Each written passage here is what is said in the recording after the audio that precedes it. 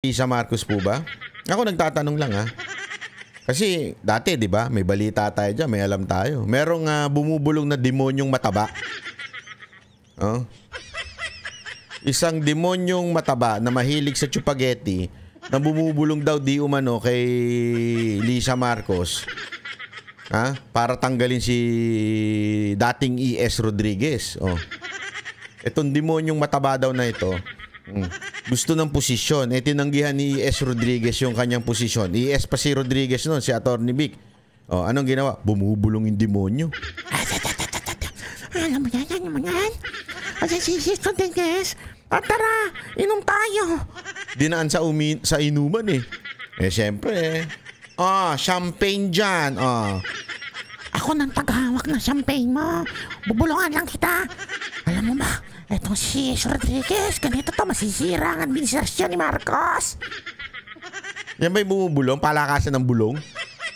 Na parang nagkakaroon na daw ng problema between J. Ruiz and Malacanang. Kasi hindi nai-inform ang Malacanang sa mga ginagawa ni J. Ruiz. Okay? Tulad na nga po ng etong deal na to. Tila hindi ina-inform ang Malacanang. Hindi alam ng Malacanang. Or parang ang tawag niya doon sa sabi ng politiko, parang there were parang kept in the dark, ika nga. Hindi ho na-inform, na kept in the dark po ang politiko ang Malacanang sa nangyayari dito kay J. Ruiz. Bakit kanyo?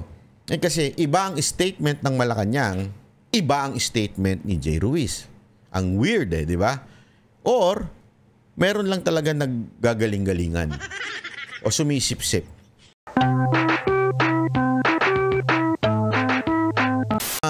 Meron daw nagkakagulo dyan sa Malacanang.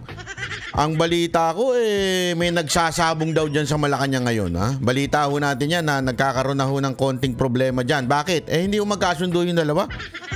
Bakit ho kanyo? Mapag-usapan natin yan. Ha? Kasi alam mo, itong sinasabi nilang fake news, parang sila ho ata ang talagang author ng fake news. Bakit to? Papaliwanag ho natin yan ha. Unahin na po na natin itong balitang to kasi importante itong balitang to na tila talagang medyo meron na hong ewan ko kung meron bang hidwaan, kasunduan at kaguluhan. Bakit? Mamaya babanggitin natin yan ha. Presidential Communications Office Acting Secretary J. Ruiz pinabulaanan at tinawag na fake news ang mga issue na ibinabato laban sa kanya. Partikular na ang umano'y tingnan nyo to. Sabi niya, binabato ako ng fake news. Alamin natin kung kanino galing yung fake news. Ha?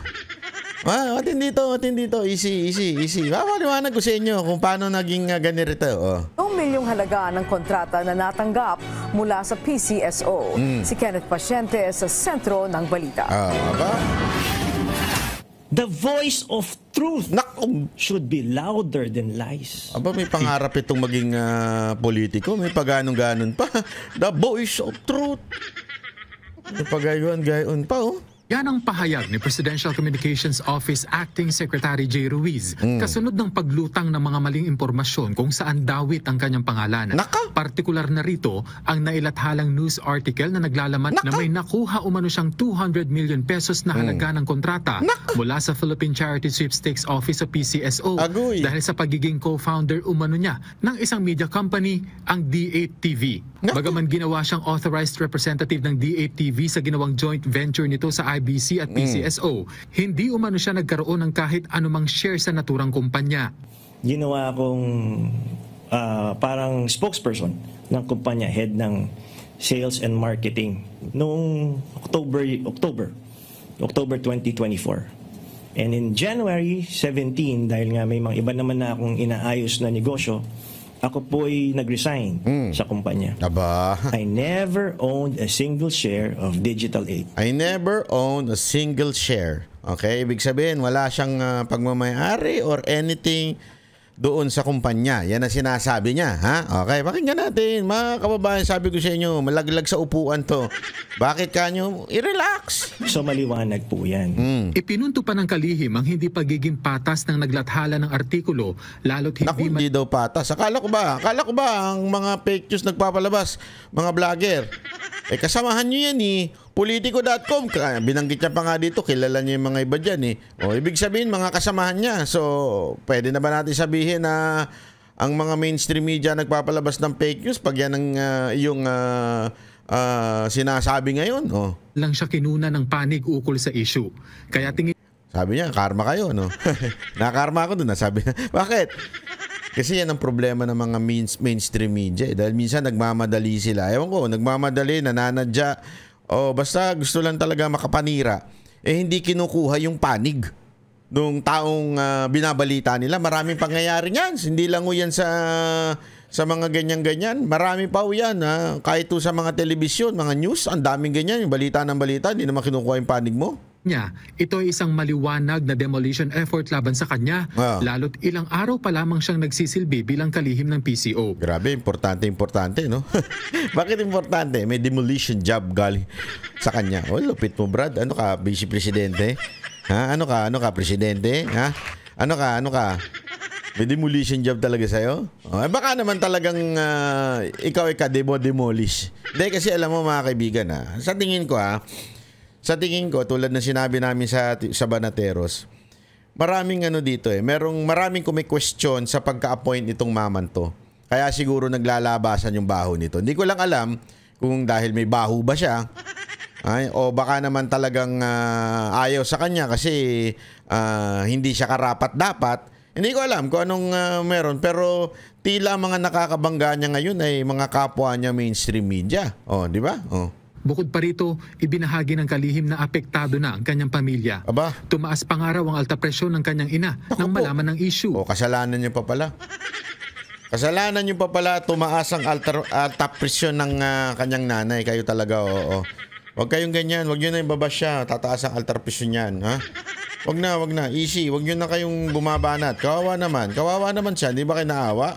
Tsaka yun nga po, yung implication sa mental health sa mga mahal ko sa buhay at yung implication ng security para sa aking mga mahal sa buhay. Wow. Now, I requested for security for myself sana and all. for my family. Sana all.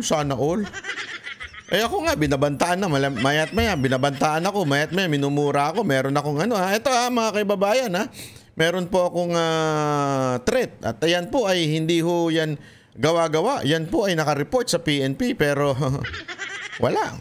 Sabi nung PNP, Tibanat bay? Anak ka ng wewe. Kung banatan ako niyan Hindi ko pirman yung niyan. Hindi, totoo. Hindi ako nagbibiro malupit. Buti pa ito Itong si J. Ruiz dahil nabash siya. Kailangan niya na ng security. Di ba? Lupit mo. Dahil lang binash ka sa isyong hindi naman inimbento, hindi mo rin naman dininay, kailangan mo na ng security. Aba, magaling. Hindi, magaling ka, Atabs. Because of this fake news that turned out of hand na. Naku po. Muli rin niyang iginiit na kasalukuyan. Ang tupit, para talagang kasalanan ng mga taong bayan yung pagka-fake news sa kanya. Ang pinoproseso ang pag-divest ng kanyang mga negosyo bago pa siya naupo bilang PCO Secretary kung sakaling makitaan ng mga ito ng conflict of interest. Kasunod nito, babantayan na rin ng PCO ang pagkakaroon ng leakages sa loob mismo ng ahensya para maiwasan na ang anumang intriga at maiwasan ang pagkalat ng maling impormasyon. Pinagsasabihan din natin yung masyadong nagbibigay ng intriga. Palakasan ng boses. Palakasan ng bulong. Nako. Huli sa bunganga. Palakasan ng boses. Palakasan ng bulong. Kanino bumubulong? Kanino bumubulong? Kay Lisa Marcos po ba? Ako nagtatanong lang Kasi dati, di ba, may balita tayo dyan, may alam tayo. Merong bumubulong na demonyong mataba. isang demonyong mataba na mahilig sa chupageti na bumubulong daw di umano kay Lisa Marcos. Para tanggalin si dating E.S. Rodriguez. Itong demonyong mataba daw na ito, gusto ng posisyon. Tinanggihan ni E.S. Rodriguez yung kanyang posisyon. E.S. pa si Rodriguez noon, si Atty. Vic. Anong ginawa? Bumubulong yung demonyo. Alam mo yan. Kasi si Rodriguez, tara, inom tayo. Dinaan sa inuman eh. Siyempre champagne dyan. Ako nang taghawak ng champagne mo. Bubulungan lang kita. Alam mo ba, etong si Rodriguez, ganito to, masisira ang administrasyon ni Marcos. Yan ba yung bumubulong? Palakasan ng bulong? Ganyan po ba yung bumubulong na laban sa inyo? Hindi, ako nagtatanong lang Baka na lang. Kasi hanggang ngayon, nandyan pa rin po ba yung bumubulong na yan? Alam ko yun, demonyong yan, pumunta na sa ibang bansa Kumakain na ng hindi na chupageti kinakain niyan ngayon. Hindi na chupageti may hotdog ang kinakain niyan. Social na yan. Social na ngayon yan. As in, ang kinakain niyan German sausage. hindi na chupageti. German sausage na. So, kailangan din ma-decipher mo kung sino yung nagsasabi ng totoo, sino yung sumisip-sip, sino yung sumisip-sip na yan. Pangalanan mo kasi puro kayo daldal Puro kayo, hindi, kailangan may ganito sumisip. Sino yung sumisip-sip? Sige na, pangalanan mo na, wag ka na mahiya. Palakas. Sino ang karapat-dapat? Hindi na rin daw magsasampa pa ng kaso ang kalihim sa news organization na sumulat ng artikulo. Sinabi niya na uubos lamang daw ito ng kanyang oras. Sa halip ay pagtutuunan na lamang niya ng panahon ang pagpapabuti pa ng PCO, lalo na ang paglaban sa fake news. Kenneth, pasyente. Alam mo kasi, wala naman pong fake news dyan sa balita. Kasi hindi mo naman dininay that you are representing. Walang sinabi ang Politico.com that you own the company. As far as na nababasa ko po, wala po ako nakitang sinabi. You represent the company and you co-found the company. I think that's the exact words of Politico.com na yung co-found company ay parang may project with the PCSO na amounting to 200 plus. I think that was yung kanilang wordings. So wala pong fake news doon kasi hindi mo naman dininay. Ang dinideny mo lang ngayon that you are not part of or you are not the owner of Digital 8, yung nakatanggap ng project sa PCSO. Wala naman po atang sinasabing ganun. Kaya siguro naisip-isip mo, wag na ako magdemanda, wala namang mangyayari. Kasi hindi naman nila sinabi yun, di ba? Tingnan pa ho natin. Sino ba kasi nagsabi na meron kang shares o meron kang pera diyan sa loob ng kumpanya mo? Kumpanyang Digital 8. Sino ba nagsabi niyan? Alam mo, sabi mo, di ba, nagli-leak yung mga impormasyon. Minsan, sa totoo lang, hindi mo alam yung hudas nasa tabi mo na. Hindi, uso yan sa kumpanya. Hindi natin alam, baka inggit, di ba? May mga ganyan, yung kunwari, pinupuri-puri ka. Kasi, tandaan mo, itong katabi mo, na nagngangalang Atty. Claire Castro, iba ang sinasabi niya noon sa administrasyon ni Marcos. Medyo may pitik yan kay Marcos noon, di ba? Remember yung video niya about Gadon, na bakit napakaraming advisor, sino ba, anong klaseng tao ba yung maraming advisor? Yung medyo, di ba? May pitik po yan. May pitik po yung ali na yan kay Marcos noon. Tapos ngayon, nandyan sa tabi niyo, todo-todo ang sip-sip. Di ba? Todo-todo ang sip-sip sa presidente. Hindi kaya, nako, ayoko mag-isip ng ganire, Hindi, kasi hindi naman po sa akin ang galing, mga kababayan. Hindi naman po sa akin ang galing na nagli-leak ang documents. Kasi nag-leak yung document Nag-leak yung document from PCSO, tapos sulat doon sa ano na to kay J. Ruiz, di ba? Yung document. Don't tell me nag-leak yung document galing sa labas. Leak nga ibig sabihin galing sa loob. Palabas. Kaya lumabas sa publiko. So, sino-sino ang dapat ano dyan? Walang iba kundi nasa loob. Minsan nasa tabi. Di ba? Ayoko na lang mag-isip na baka mamaya hindi kaya si Atty. Claire yun. Ayoko isipin ganun. Ayoko isipin. Hindi, ayoko naman sabihin na ganun. Ayoko naman sabihin na, naku, hindi kaya naiinggit si Atty. Claire. Si Yusik Claire. Si Vlogger Claire Castro. Ayoko sabihin yun kasi hindi naman siguro tama. Nasasabihin natin, naiinggit si Yusik Claire Castro tapos siya yung bumabanat pala doon sa PCO Secretariat at gustong papilan yan. Baka malay mo. Kasi iba pangarap niya sa buhay. Mantakin mo, no? Medyo may pitik ka sa Marcos, no? Isang kalabit lang sa, shh, halika, huwag kita secretary. Ay, excited siya ate. Talagang bumanat siya. Bumula ang bibig. Binanatan ng mga Duterte.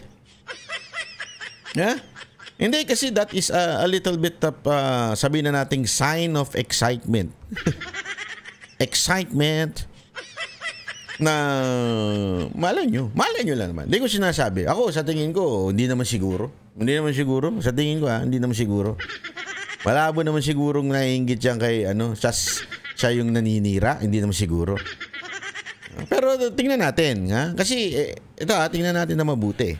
Kasi sabi ni Jay Ruiz, hindi naman sa kanya pagmamay-ari yan.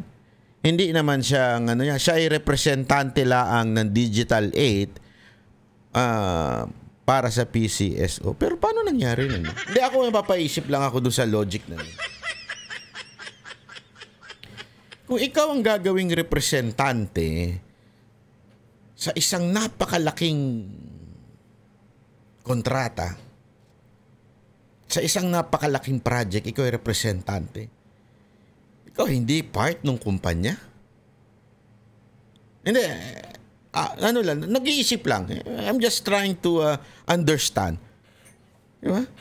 Kayo ho ba, kuwari kayo may mga negosyo kayo, and you're going to enter into a big contract, as in big to the point na it's too big to imagine. Imaginein mo, mabot ang 200 plus million. Would you get an outsider? Diba? Kukuha ka ba ng tagalabas at sasabihin mo, psst, represent mo nga ako dito sa kumpanya na ito? Kasi makikipag-deal ako. Hindi, kayo po mag-iisip. Parang, kung ako yun, kung ganyan, siguro kung mga maliliit na desisyon ng negosyo ko, pwede. Diba? Maliliit na desisyon. Pero pag malaking-malaki na, hindi sa wala kang tiwala sa tauhan mo, diba? Hindi sa ganun. Pero, syempre, you want to make sure na planchado ang lahat ng bagay. And I think there's a bit of disrespect. Ika nga. Parang, ako makikipag-deal sa representante, ang laki ng budget na to. I would demand for the owner or maybe at least mataas na posisyon. Tama, mali. Hindi, ito ano lang natin, medyo i-open lang natin yung mind natin. Yeah? Bigyan lang natin ng mga kuro-kuro. Kasi ba? Kunwari na nga lang eh. Hindi, ito sabihin na lang natin. 1 million deal. Okay, 1 million deal. Ano yung deal na yan? Magpo-promote ka ng salamin during your video, halimbawa lang. Diba? Sabi, siyempre, 1 million yun. Shit. 1 million yun, po-promote mo lang yung salamin. Mag-uutos ba ako ng kaibigan ko sa labas? Mare, mag-atawag ako ng barkada ko dyan sa labas. Pre, busy ko, ayoko magising. Pwede ba ikaw na lang mag-represent sa akin? Yung kontrata ko doon sa ikaw na lang mag-representante. Tagalabas to Di ba malabo yun? Mas malabo din siguro kung halimbawa, kukuha ko ng halimbawa lamang po halimbawa, yung aking staff. Halimbawa, Hoy, Ray, ikaw na nga lang makipag-deal dito. Magkano yan, sir? 1 million yung kontrata? 1 million? Diba? Baka magtaka yung 1 million yung kontrata. Tapos akong paharapin mo. Di ba? Minsan imposible pa nga na yung ano mo. Siguro, ang pinakamatindi niyan, yung kanang kamay mo lang siguro. Yun ang pwede pa. 1 million, di ba? Siguro yung kanang kamay, mataas ang katungkulan o parte ng corporation mo, di ba? Pwede yun. Pero, mantakin mo, eto, 176 yung una, tapos I think 30 plus yung pangalawa or 20 plus yung deal. Tapos ikaw ay isang representante lang. Hindi ka parte. Yan ang sinasabi niya eh. Hindi siya part ng korporasyon na yon. Hindi siya part ng kumpanya na yon. Siya po ay representante lang.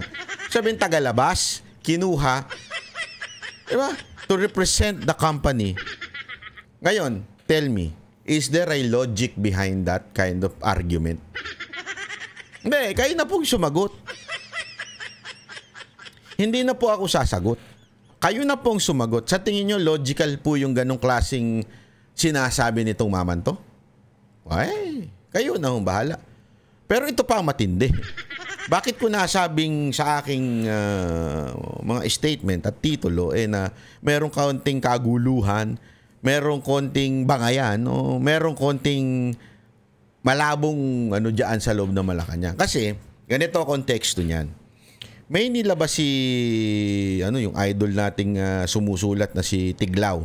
May nilabas siya na sabi niya na parang sinabi niya, ewan ko pa, wait isisiguraduhin lang natin, baka mamaya ma-fake news tayo, sorry. Meron siya kasing sinabi na parang merong konting, hindi pala, sorry, not Tiglaw, I'm sorry. Namimix ko. Sorry. Okay? Politico pala. Politico.com. Meron silang sinasabi na na parang nagkakaroon na daw ng problema between J. Ruiz and Malacanang kasi hindi nai-inform ang Malacanang sa mga ginagawa ni J. Ruiz. Okay? Tulad na nga po ng etong deal na to. Tila hindi ina-inform ang Malacanang. Hindi alam ng Malacanang. Or parang ang tawag niya doon sa sabi ng politiko, parang there were parang kept in the dark, ika nga. Hindi ho na-inform, na kept in the dark po ang politiko ang Malacanang sa nangyayari dito kay J. Ruiz. Bakit kanyo? Kasi iba ang statement ng Malacanang, iba ang statement ni J. Ruiz. Ang weird di ba? Or, meron lang talaga naggagaling-galingan. O sumisip-sip. Bakit kanyo? Ito patunay. Pakingge. Ivan Mayrina, GMA7. Yusek, I understand you mentioned that Secretary Ruiz has 60 days to divest upon assumption to office. Clarify ko lang, has he already divested or is he still in the process of divesting? Sa pagkakaalam ko ay in the process na po kasi piniprepare niya po yung kanyang mga... Anong nangyari doon? Nawala. Ba't ganun? Anong nangyari doon? Ivan Mayrina, GMA7. Yusek, I understand you mentioned that Secretary Ruiz has 60 days to divest upon assumption to office. Clarify ko lang, has he already divested or is he still in the process of divesting? Sa pagkakaalam ko ay in the process na po kasi piniprepare niya po yung kanyang mga papers regarding that. Does the Secretary have a statement on, of course, allegations? No, not allegations, but those who are pointing out that there is clear conflict of interest in this? First of all, when you say divest, diba? Means sa business divesting means selling, liquidating, or reducing an asset, investment, or business unit.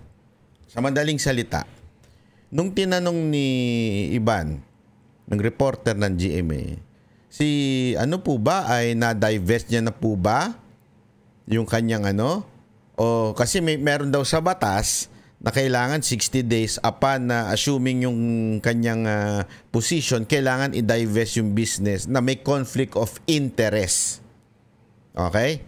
So kaya nga ang ganda ng tanong nito ni na-divest niya na po ba? Tingnan nyo ang sagot ni Madam Claire. GMA 7. Yusek, I understand you mentioned that Secretary Ruiz has 60 days to divest. Divest, ha? The word divest. Upon assumption to office. Clarify ko lang, has he already divested or is he still in the process of divesting? Is he o na-divest niya na ba? Ibig sabihin nun, maglipat ng investment, reducing an asset, liquidate, selling. Ibig sabihin, meron kang parte doon sa kumpanya. Meron kang pera doon sa kumpanya. Okay? Hindi ho ito yung biro-biro. Divest, ibig sabihin, nilipat mo na yung assets mo, tinanggal mo na. Ha? Ang tanong, anong sagot ni Madam Claire? Sa pagkakaalam ko ay in the process na po kasi Sa pagkakaalam niya, in the process na. Mga kababayan, when you say nasa process na, ibig mong sabihin po ba nun meron o wala? Wala. Paano ipaprocess yun? Nakukuha ninyo. Pag sinabi mong nasa proseso na, yung paglipat ng yung pag-divest ng assets, ibig sabihin meron, ililipat na. So dito magagalit ang judge dito. Bakit kanyo? Sabi ni Jay Ruiz, wala siyang, hindi daw niya pagmamay-ari, wala daw siyang alam, representante lang siya. Pero sabi naman ngayon ng Malacanang, ito, representing Malacanang. Remember, press officer ito. Ano ibig sabihin? Sabi niya, ang pagkakaalam ko, nasa proseso na ng pag-divest, paglipat. So, akala ko ba representante ka lang? Paano ka magiging representante kung may divest kang, alam mo yun, may asset kang ililipat? Di ba? Representante kay wala. Pwede ba yun? Representante ka lang, pero may pera ka doon? So, sino sa inyo nagsisinungaling? Si Jay Ruiz o itong si Madam Claire? Ang tanong, sino unang masisibak? Di ba? Gago! Sino unang masisibak sa palpak nitong dalawan to? Nagsama pa itong dalawan to, no? Pareho silang palpak. Si Jay Ruiz at saka ito. piniprepare niya po yung kanyang mga papers regarding And that. does the Secretary have a statement on, of course, allegations? No, not allegations, but those who are pointing out that there is clear conflict of interest in this situation? Yes, kung meron pong conflict of interest, na ngayon na siya ay na-appoint as secretary ng PCO, talagang dapat matanggal po yung conflict of interest. Kaya kailangan niya pong mag-divest. Kung naman po ang mga... Kaya kailangan niya po mag-divest. Paulit-ulit ha. Paulit-ulit ang sinasabi niya. Kaya kailangan niya pong mag-divest. Mga kababayan, hindi ho ito fake news. Ha? Baka bukas, Claire, fake news na naman ito sasabihin mo. Ha? Galing sa bibig mo. So, sino sa inyo ang fake news? Si Jay Ruiz o ikaw? Hindi, kasi ganito lang yan eh. It's either you are... Sorry for the term, but this is the right term. It's either you're just stupid, di ba? Plain stupid, na daldal ka ng daldal dyan, wala ka namang palang alam, at hindi mo naman pala alam ang tunay na nangyayari, or talagang meron talaga, nabuking tuloy ngayon si Jay Ruiz. Ibig sabihin, meron talagang problema kay Jay Ruiz doon sa kanyang negosyo. Ano ang totoo? Anong kayang palusot nyo bukas? Mamaya, sigurado may palusot yan. Eh? Yung negosyo niya ay hindi pa po siya na-appoint secretary ng PCO. So wala naman po tayo nakikitang mali doon dahil kailangan din naman po niyang kumita. So ngayon po na kami po ay na-appoint, kailangan po talaga mag-divest kung ang interest po ay may conflict. So kailangan po talaga mag-divest. In a chance interview this morning, binanggit din ni Secretary Ruiz na may binabanggit po siyang leakages dito sa presidential communication. Kailangan talaga mag-divest. Hindi, ito. I-google ninyo. O mas magaling, i-chat GPT nyo. What do you mean by divesting in business? Ilagay mo yan. Kausapin natin si ChatGPT. ChatGPT, ayan, babasahin ko sa inyo. What do you mean by divesting in business? Ayan, pakinggan natin sagot ni ChatGPT. Yan ito sagot niya. Ayan. Ayan. Divesting in business refer to the process of selling off or disposing of a company's assets, business unit, or investment. Diba? So, yun po ibig sabihin nun. So, Madam Claire, sino po ang fake news sa inyong dalawa? Si Jay, ano lang yan eh. Sabi ko nga sa inyo, may fake news or you're just stupid. Yun mamili po kayo doon, Madam Claire. May fake news o stupid lang po kayo. Hindi nyo alam. Daldal lang kayo ng daldal. So, alin po doon sa dalawa? Hindi ko po kayo naakusahan, ha? Hindi po ako nagiging judgmental dito. Kayo lang po ang sumagot. Kasi hindi pa pwedeng iba ang sagot ni Jay Ruiz, iba ang sagot mo, pareho kayong tama. Hindi pa pwede yun. Kasi magkaiba kayo ng sinasabi. Si Jay Ruiz ang sinasabi niya ay talagang wala siyang kinalaman. Siya ay representante lang. Kayo, ma'am, ang sinasabi nyo, nag-divert. Ibig sabihin, may nilabas. Tinanggal yung assets, tinanggal yung share. So, kung ganon, parte siya ng kumpanya. Tama, mali. Ngayon, pwede natin sabihin, it's just plain stupidity. You do not know what you're talking about. Daldal ka lang ng daldal. Diba? Tandaan ninyo this was after the press briefing of Jay Ruiz. Kasi binanggit niya dito nung si Ivan ba yun, ng DMA, sinabi niya dito. May sinabi si Jay Ruiz kanina about the leakage. Ibig sabihin, after na nito. Kaya nga sinasabi doon sa politico.com na bagong article nila, tila may problema. Tila may problema sa loob ng Malacanang. Mukhang merong either nagigirian o di kaya naman walang kaalam-alam ang otoridad o ang mga boss ni Jay Ruiz sa pangyayari na to. Ibig sabihin, itinago ni Jay Ruiz na meron siyang kontrata sa gobyerno. Now, it's very conflicting because you are going to decide on projects o reform na gagawin mo with regards to communication tapos meron kang production. Diba? So, which is which? Ako, nagtatanong lang. Kayo, mga kababayan, pag kayo tinanong ko, which is which? Ano sa tingin ninyo po? Fake news si Jay Ruiz? O fake news itong si Madam Claire? O stupido itong si Madam Claire at hindi niya alam ang sinasabi niya? Alin doon sa tatlo na yon? Habang sumasagot kayo, binabati ko po pala ang mga taga District 3 kasi lagi daw po silang nanonood, sabi ni Madam Mocha.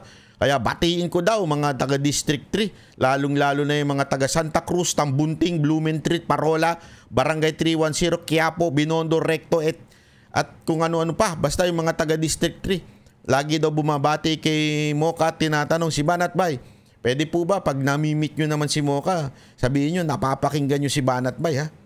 Nabati ko po kayo dahil natutuwa naman po ako. Sinusuportahan nyo si Madam Mocha. Alam mo, hindi Madam Mocha will not fail you. Napaka-servant ng puso na yan. Mahal na mahal niya nanay niyan. Mas lalong mahal niya yung mga taga dyan, taga District 3. Maniwala po kayo sa akin. Hindi kayo magsisisi. Pag nagsisi kayo sa boto ni Mocha, ganito ko i-assure kayo at buong Banateros. Pag hindi nagsilbi sa inyo si Mocha, tatanggalin namin ang lahat ng channel namin. Kasi 100% kami sigurado. Grabe, servant yan si Mocha. So, yung kanyang espiritu na nagsisilbi sa taong bayan, non-stop po yan. Kakaiba ho yung ali na yan. Kakaiba, promise. Kaya mga taga District 3, batiin nyo naman ako pagka namimit nyo si Madam Mocha. Office. What can you tell us about these leakages, intrigues, and how does he intend to get to the bottom of this and respond to it? Okay, hindi ko po yata nadinig. Sa inyo po sinabi yun. Kanina po. Sa inyo? Okay. Siguro po siya na po yung mas maganda sumagot niyan. Parang lagi siyang walang alam, ano? Nakakalungkot tong alin to. Parang mas may alam pa yung mga vlogger sa kanya pagdating sa mga nangyayari sa ano.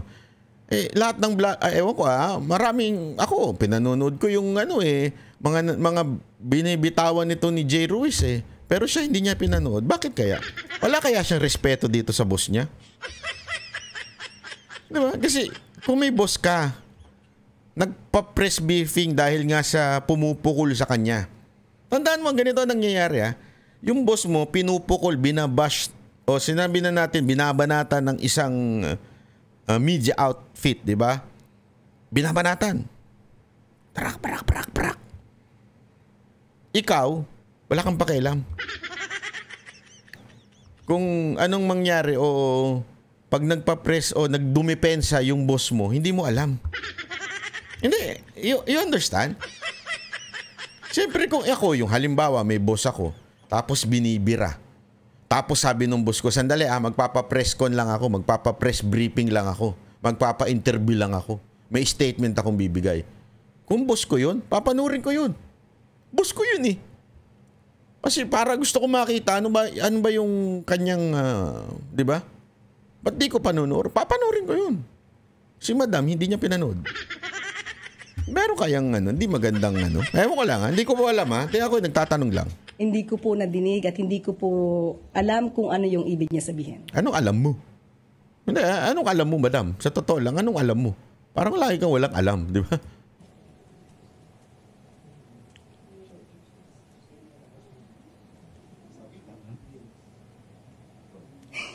Alexis Rivero, Philippine Star. So for the record, Yusek, do you know the status of the supposed deals involving the company of the secretary in government contracts? Wala po akong particular na alam. Especially kung ito naman ay nagawa bago siya na appoint. Anong alam nito? Hindi niya alam. Even if bago siya ma-appoint, doon nangyari, hindi mo, ano nangyari sa'yo, Madam? Hindi ako nagtataka lang ako Yung boss mo, di ba, binabanatan na, under fire, ikaw, wala kang kaalam-alam sa mga nangyayari. Boss mo yan, immediate boss mo yan. Aside from Marcos, that is your immediate boss. And, hindi lamang po ito'y hindi lang kasiraan ng boss mo na si Jay Ruiz, kasiraan ng Malacanang to. Bakit? Kasiraan ng presidente ito. Bakit yung presidente nag-appoint ng taong may conflict of interest? Then, ang sagot mo, you do not know what is happening. Mas may alam pa sa mga vlogger. Nakailang video na ako tungkol dito sa issue na to. Ikaw, ano yun? Parang, ano yun? Di ko alam. Wala tayo ako alam dyan Diba? Di, sagot, kayo sumagot. Nagtataka lang ako. Wala sa hulog si Madam.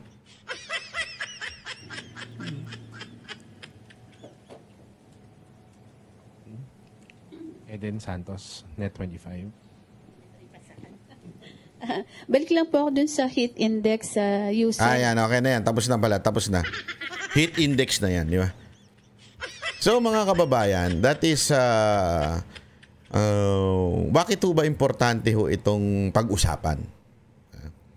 Bakit para importante nating maunawaan to? Para makita natin kung bakit ganito nagkakagulo ang ating bayan sa mga desisyon. Dahil tila merong mga nagdidesisyon sa gobyerno na sablay. You will not appoint one of the most critical position in the government na may sabit, may conflict of interest. Hindi ko sinasabing merong illegal na ginawa. That's not my point. Walang illegal na ginawa. Project naman po yan. Morally, it's your opinion. Kanya-kanya po tayong opinion. Pero para sa akin, medyo may problema tayo dyan. Meron akong malaking problema dyan. Bakit ka maglalagay ng alam mong merong negosyo sa gobyerno? Negosyo to sa gobyerno Ilalagay mo siya dun sa posisyon na kung saan naandoon yung negosyo niya. That's one. Conflict of interest. Second, bakit magkaiba ang sinasabi ng head ng communication at ng opisyal na tagapagsalita? Kasi ayaw nilang tawagin press secretary, tinawag na lang nilang press officer kasi USEC level lang. Pero ganun pa man, tagapagsalita pa rin po yan. Kahit palibalik ta rin yung pangalan, ang tawag dyan, kahit iba-ibahin ninyo, tagapagsalita pa rin po yan. Bakit magkaibang sinasabi nila? Why are you lying to the people? Yung mga ganitong palusot ninyo, nagiging ugali na ninyo. Yung magpalusot ng magpalusot sa gobyerno, sa taong bayan. Pag may mali, magpapalusot. Tapos, aakusahan nyo ang social media, vloggers, o advocates pag binanatang kayo sa katarantaduhan ninyo. Magagalit kayo pag binibira kayo ng mga netizen dahil sa gagaguhan ninyo. Dahil sa nangyayari, nagagalit kayo. At tatawagin yung troll, tatawagin yung basher, tatawagin yung kung ano-ano. Sandali. Sino ba may kagagawan yan? Kami po ba? Kami nagre-react lamang at karapatan po namin bawat Pilipino na mag-react. Karapatan po namin yan. Kami po ang nagpapasahod sa inyo. So kung may nakikita kaming mali, kung meron kami nakikitang sa tingin namin paglulustay ng pera dahil kumuha kayo ng incompetent o sabihin na natin stupid people in the government, ano namin yan? Ibo-voice out namin yan. Again, hindi ko po sinasabing stupid si Jay Ruiz, hindi ko po sinasabing stupid si Yusek Claire. Pero ang punto ko dito, there is someone lying, or if there is no one lying, maybe someone is stupid. Which is which? Diba ho? Don't waste the money of the people sa mga incompetent na tao. Huwag nyo namang sayangin yung posisyon na ibinigay sa inyo dahil yung posisyon na yan, kahit galing at inappoint ng presidente, hindi ho ang presidente nagpapasahod sa inyo. Taong bayan na nagpapasahod. Tax namin mga Pilipino ang nagpapasahod sa inyo. So, medyo mahiya-hiya naman po kayo. Diba? Kung kayo ay hindi nyo ginagawa ng tama ang inyong mga trabaho. Diba? Oh, by the way, bago matapos itong video ko, meron po kasing, tandaan ninyo, merong isa pang pangalan na intriga na kesyo, parang yung general manager daw ng PTV, ang siyang, parang na lumabas ito sa balita, na siya daw nagpapakalat nitong news na ito o nangiintriga, parang may ganun. Parang siya ang may pakana ng kaguluhan sa loob ng PCO. Okay? Wag ko kayo mag-alala. Tinanggal na po. I would like to announce that we have currently inayos po natin yung appointment. Sige, hindi natin tinanggal. Pinag-resign. Pinaganda pa yung mga pangalan. Pinag-resign ng lahat. Sabi nga ng iba, pinag-resign ng lahat pero ang target lang naman ito. At saka yung mga kasamahan niya. Pero pinag-resign lahat. Sa PTV4, we have accepted the courtesy resignation of former General Manager Toby Nebrida. And we already talked to... So, ayun na po.